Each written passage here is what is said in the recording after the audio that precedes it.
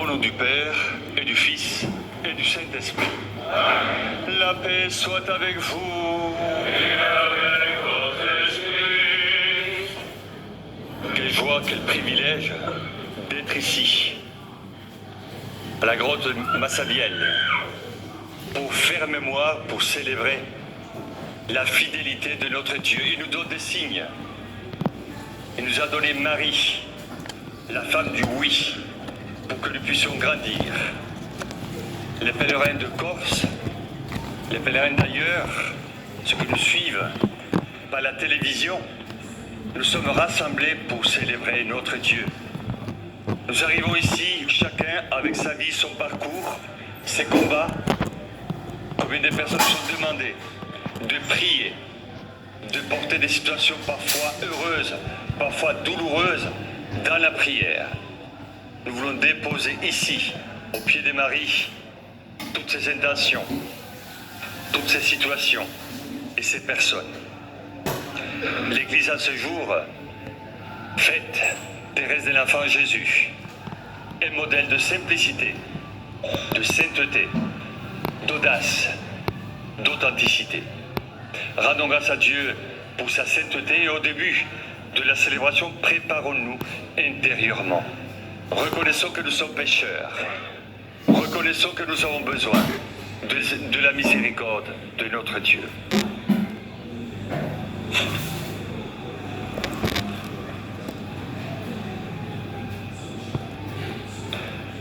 Je confesse à Dieu Tout-Puissant, je reconnais devant vous, frères et sœurs, que j'ai péché, en pensée, en parole, par action et par omission. Oui, j'ai vraiment péché. C'est pourquoi je supplie la bienheureuse Vierge Marie, et les anges et tous les saints, et vous aussi, frères et sœurs, de prier pour moi, le Seigneur notre Dieu. Que Dieu Tout-Puissant nous fasse miséricorde, qu'il nous pardonne nos péchés et nous conduise à la vie éternelle. Amen.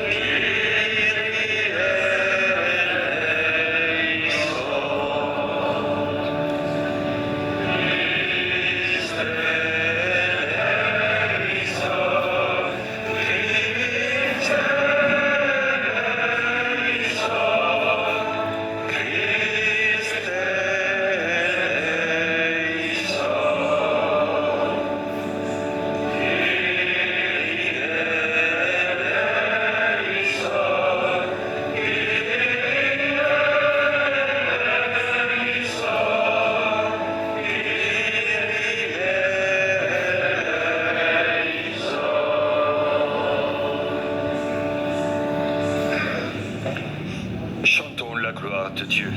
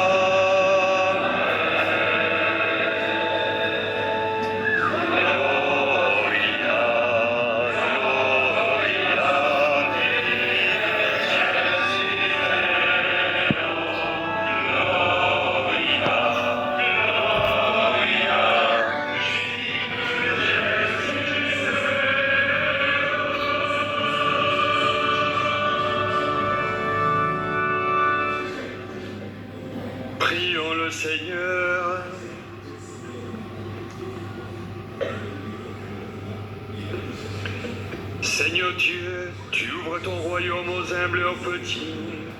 Donnez-nous de marcher avec confiance.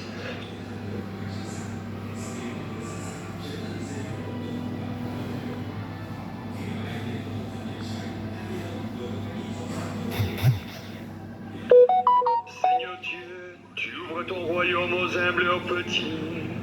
Donnez-nous de marcher avec confiance sur la voie tracée par cette Thérèse de l'Enfant Jésus.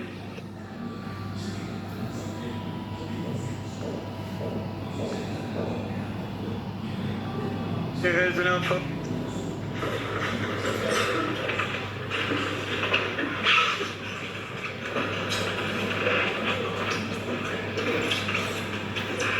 Lecture du livre de Job. Job ouvrit la bouche et maudit le jour de sa naissance. Il prit la parole et dit : Périsse le jour qui m'a vu naître et la nuit qui a déclaré un homme vient d'être conçu. Pourquoi ne suis-je pas mort dès le sein de ma mère? N'ai-je pas expiré au sortir de son ventre? Pourquoi s'est-il trouvé 2 genoux pour me recevoir, 2 seins pour m'allaiter? Maintenant je serai étendu au calme,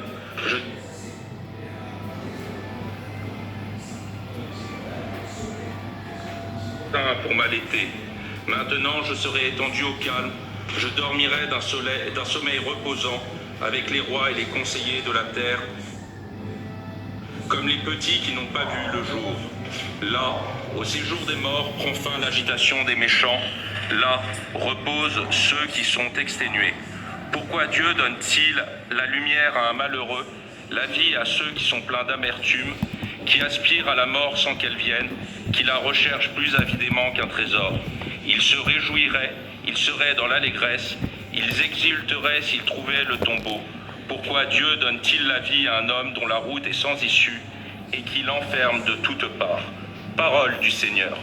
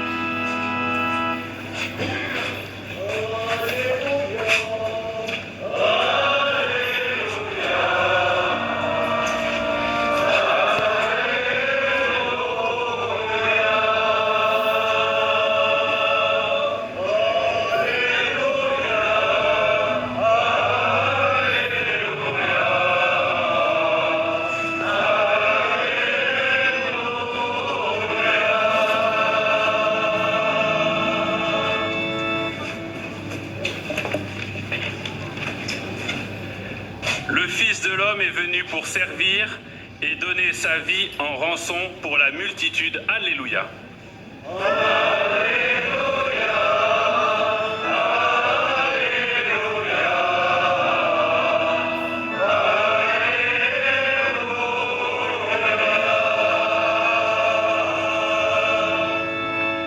Le Seigneur soit avec vous. Et avec votre esprit. Lecture de l'Évangile de Jésus-Christ selon saint Luc. Gloire à toi, Seigneur.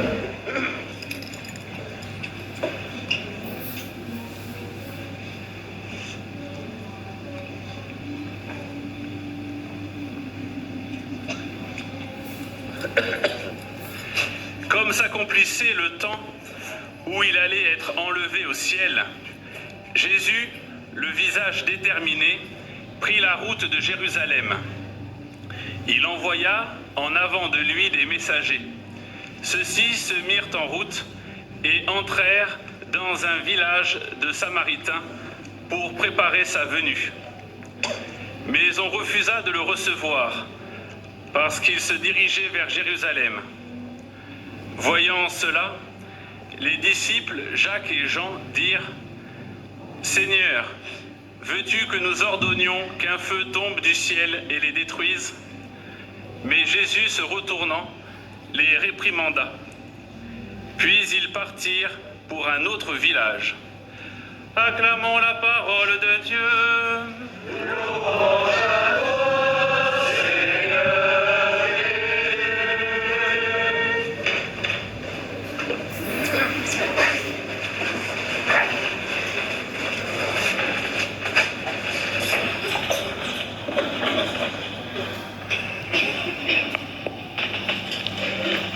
Il est heureux toujours d'écouter la parole de Dieu, de nous laisser guider par la parole de Dieu en cette journée, ici à Lourdes.